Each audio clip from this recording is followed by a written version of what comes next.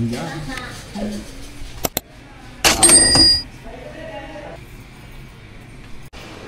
for the terminal fee.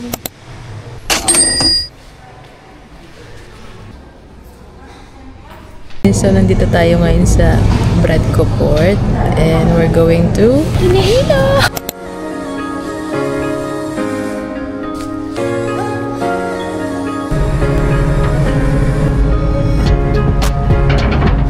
Tayo sabi ni Kuya. EF. Dito ka. Dito ako. Dito ka, di ba?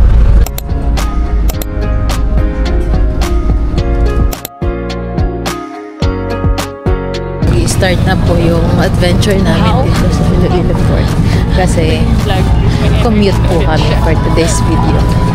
DIY na lang po. Baka tricycle as natin kumakain. Magkano pag grab? Thank you.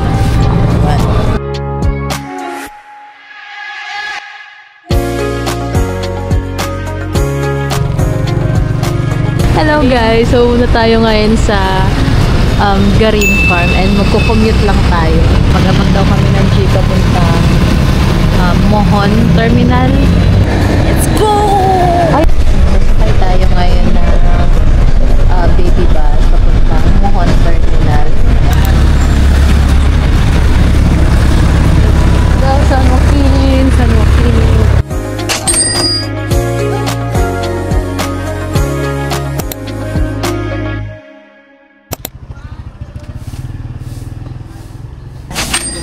₱150 yung entrance fee. Tara naman.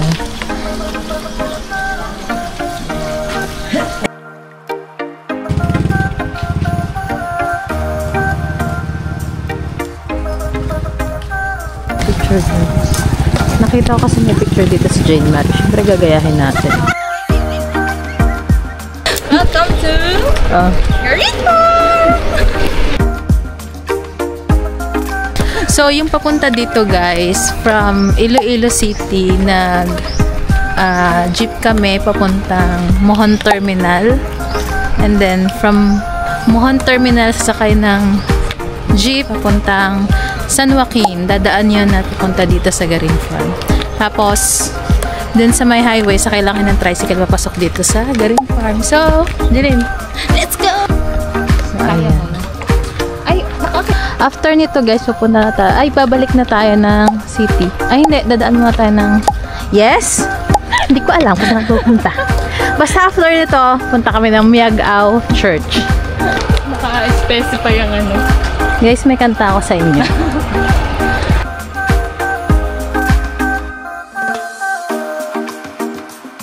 Ay, may picture ka dyan sa bahay ko. Dali.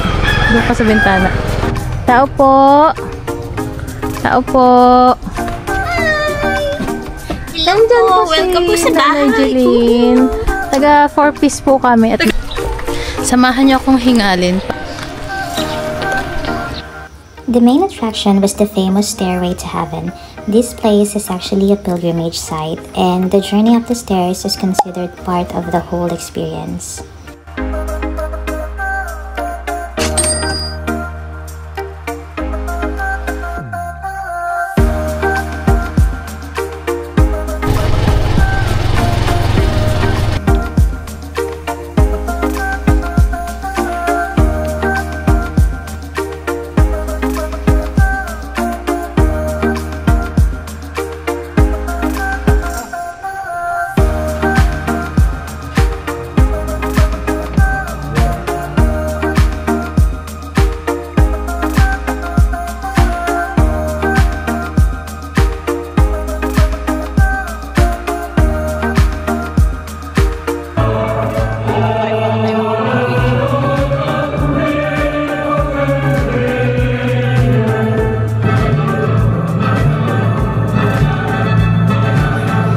Guys, it's super init, especially the white path. They really reflect the sunlight and you absolutely need to bring sunglasses because the sun is painful to the eyes, promise. Yan ang mga left magnet. Ayan ang cute ng Iloilo, oh.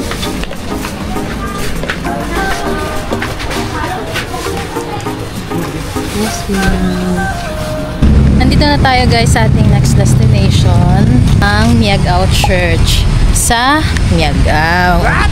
Siyempre kasama pa rin natin for today's video si Jeline and tayo sa gilid. Doon tayo sa kabila binaba ng jeep.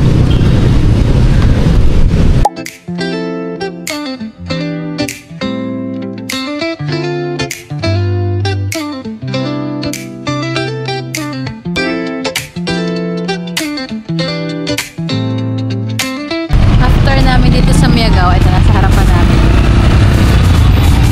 Mag-aabang na lang kami ng bus going to Mohon, and then from Mohon Terminal going to Molos.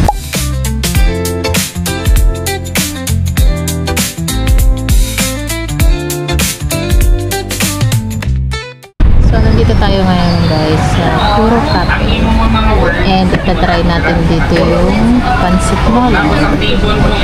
Ano sabi mo? Utang mo sa existence natin.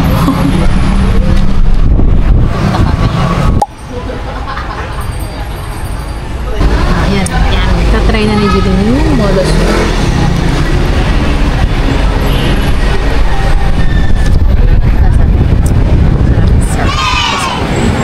Dipin natin yung mozzarella.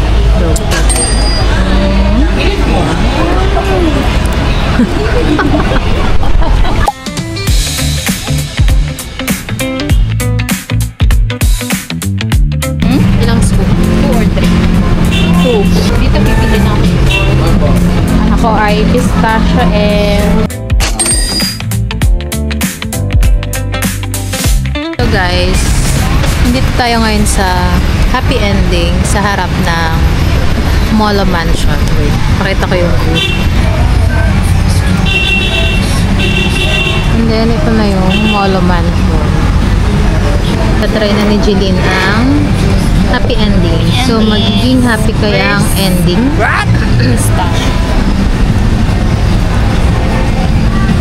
Can you say? Sarap. Masarap? Yummy. Then, coffee. Happy ending. Happy ending.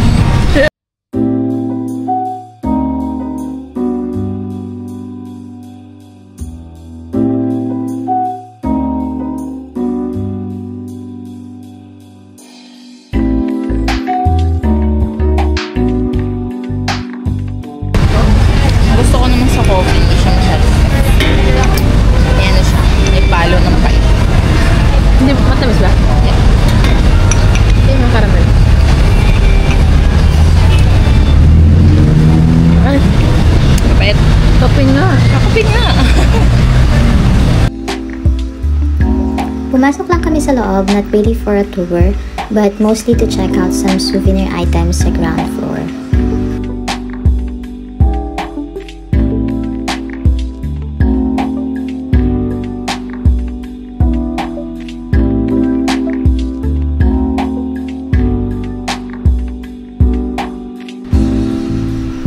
And after that, we headed out to our next destination, and katapat lang ito ng Molo Mansion, which is the Molo Plaza.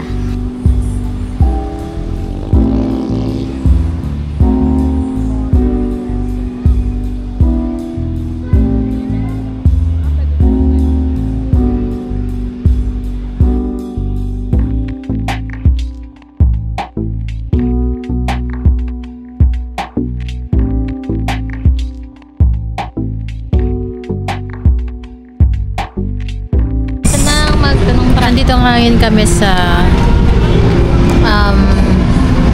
ano ba ito? Molo Plaza Church. Ano tayo bumaba? And hindi namin alam kung saan kami sasakay pa uwi ng accommodation. Ay, dun tayo. Okay. And guys, uwi muna kami ng accommodation. And of course, time for the best part, food trip. Itatry naman natin ngayon ang Lapas Batchoy. So, ang hanap natin dito ay ang Netongs.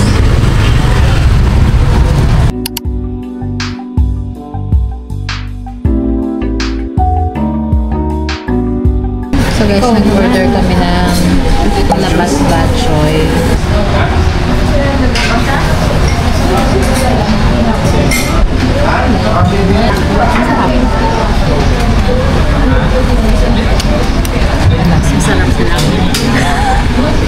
mas masarap daw sa langit.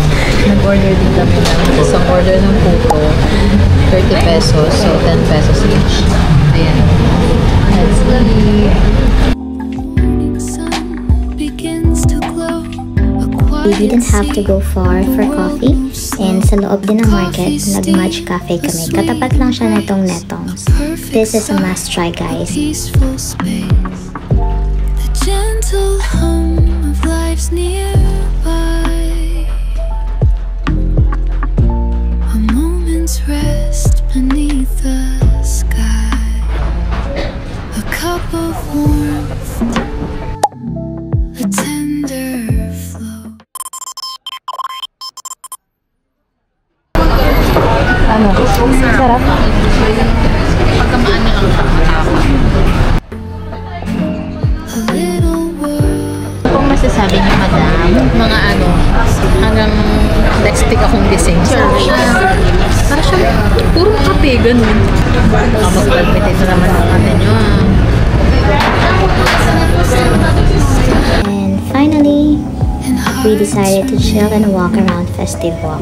It's a great area for window shopping, grabbing a drink, or just enjoying the city lights. It's a nice contrast to the historical sites and the busy market vibe we experienced earlier. Perfect, relaxing way to end the day. Full space. The gentle hum of life's nearby. A moment's rest beneath